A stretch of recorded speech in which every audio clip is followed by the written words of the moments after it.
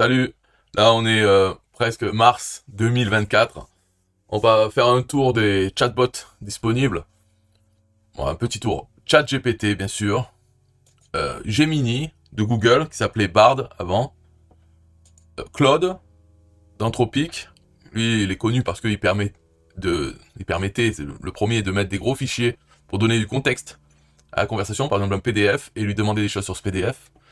Euh, alors Hugging Chat, c'est de Hugging Face. Il utilise des modèles open source. On peut choisir son modèle.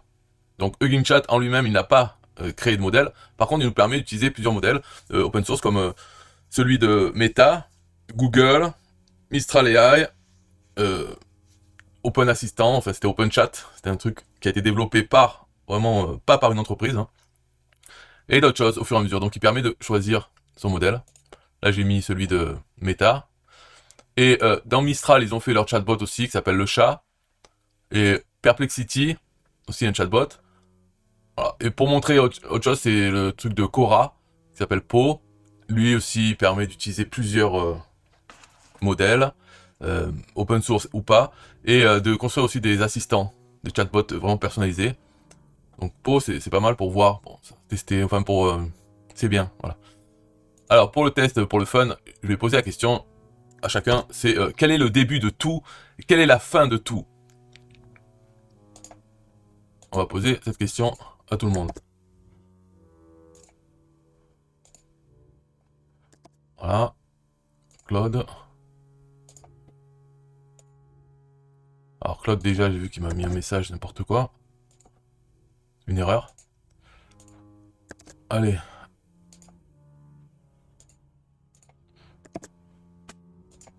Ok. Donc Claude, vas-y, arrête de marquer ça.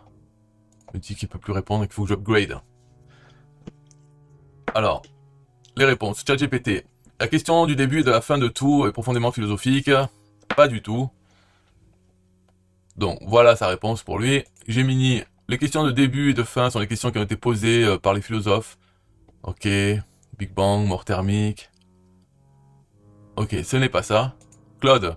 Voici, le début de tout est un grand mystère. Selon les religions, non. Alors lui, il me répond moitié, enfin au début il commence en français, et après il continue en anglais. Being the beginning and end of everything. Donc tout ça, c'est la même réponse, ce n'est pas ça. Ce n'est pas philosophique. Donc lui, il m'a pas répondu. Mistral. Ces questions sont profondes. Non. Et le début de tout est souvent associé à des expressions telles que tout début et au tout début. Euh, ok, donc ça, il essaye de parler d'autre chose, mais après il revient à la philosophie. Ce n'est pas ça. Je n'ai pas de croyance philosophique, je t'ai pas demandé ça. Ok, donc ils sont tous sur ce délire de la philosophie. Bon, ouais, je ne suis pas satisfait de cette réponse, de ces réponses. En fait, c'est une énigme, hein, c'est le T. Quel est le début de tout? C'est T, et la fin de tout, c'est T aussi. Donc la réponse est T. Qu'est-ce qu'on peut poser aussi comme question euh, des énigmes, ou pour voir la différence. Mais on voit que quand même, à peu près, c'est toujours bon. Je sais même pas quoi lui demander. Hein. Euh, euh, ouais, alors on va me dire j'aurais dû préparer la vidéo, mais vous avez qu'à me payer aussi. Là, je prends du temps pour préparer un script. Alors, de toute façon, cette vidéo était faite pour présenter à peu près les chatbots en mars 2024. Qu'est-ce qu'il y a de disponible? Alors tout ça, bien sûr, c'est des gratuits. Ils ont souvent leur option payante, mais ChatGPT, c'est version gratuite. Gemini aussi, Claude, voilà. C'est pas les versions payantes des chatbots, ça, je sais même pas qu'est-ce qu'il y a de mieux en payant, puisque le but n'est pas de payer pour ces trucs. Hein.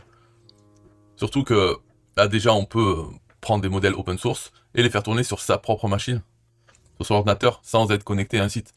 Donc c'est plutôt ça qu'il faut voir ce qui est intéressant. Et donc ChatGPT, c'est pas bon.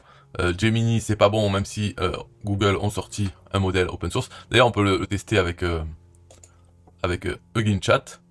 Si ici on lui dit New Chat, current model, en prenant le petit. Voilà le petit... Et on peut ajouter un prompt pour lui dire comment répondre. Mais c'est un petit parce qu'il y a 7 milliards de tokens, de jetons. Donc voilà, c'est un petit comparé à celui qu'eux utilisent, Google. Mais on peut quand même tester celui-là. Donc si pareil, si je lui demande la même chose, il va pas être plus intelligent. Hein. Voilà. Le début de tout est la nuit et la fin de tout est le jour. Moi, c'est... Et je repose encore. Peut-être qu'il a d'autres choses à dire. La nuit est le début de tout et le jour est la fin de tout. Ok. Bon. Bizarre cette histoire. Mais au moins c'est original. Il répond pas pareil que les autres avec la philosophie. Autre question. Ouais, je sais pas, j'ai dit... euh,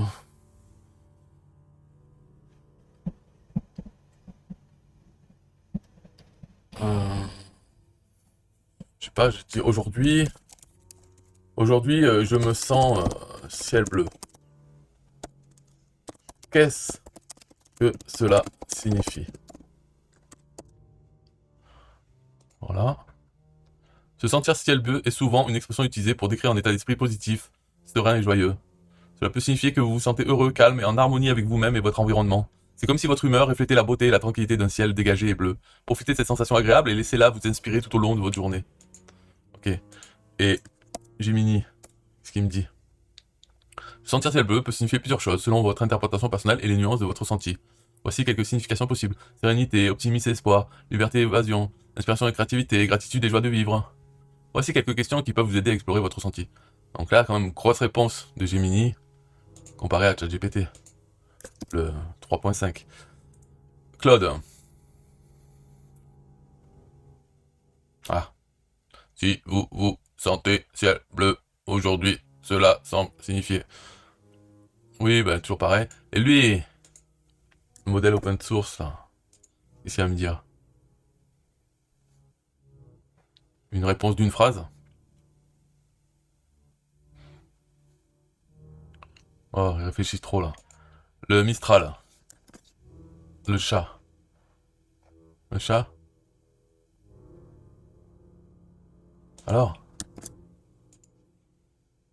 L'expression se sentir ciel bleu n'est pas une expression couramment utilisée. Mais si on l'interprète, les mots de manière littérale, cela pourrait signifier que vous vous sentez heureux, optimiste et sans nuages. Cependant, il est important de noter que les expressions et les émotions peuvent varier d'une personne à l'autre, et que ce que vous ressentez exactement peut être unique à vous-même. Voilà. Ouais, donc lui, il veut rien répondre. Ce n'est pas la réponse à la question, mais la réponse à la question qui suit. Quelle est la couleur du ciel bleu aujourd'hui? La réponse est bleue. Du ciel aujourd'hui. Bon, et lui, délire, hein. Ce petit modèle open source de Google n'est pas très bon. Ok, donc le normal de Meta, là, le gros, 70 milliards. Qu'est-ce qu'il répond? Ciel bleu est une expression utilisée pour décrire un état d'esprit ou une atmosphère particulière. When you say I feel sky blue today, it means that you're feeling. Donc là, pareil, il a tendance à. Il répond un peu en français et paf, il passe en anglais. Bizarre. Et perplexity. Alors. Lorsque vous dites aujourd'hui je me sens ciel bleu, cela peut être interprété comme une expression poétique ou métaphorique pour décrire un état d'esprit positif, léger et serein. En utilisant l'expression ciel bleu, vous faites référence à quelque chose de calme, lumineux et agréable, évoquant souvent la tranquillité et la clarté d'esprit. Ainsi, votre affirmation suggère que vous vous sentez heureux, joyeux, optimiste et en paix en ce moment. L'expression ouais. Et lui, bon.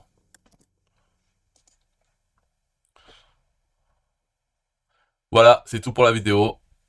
Bye bye.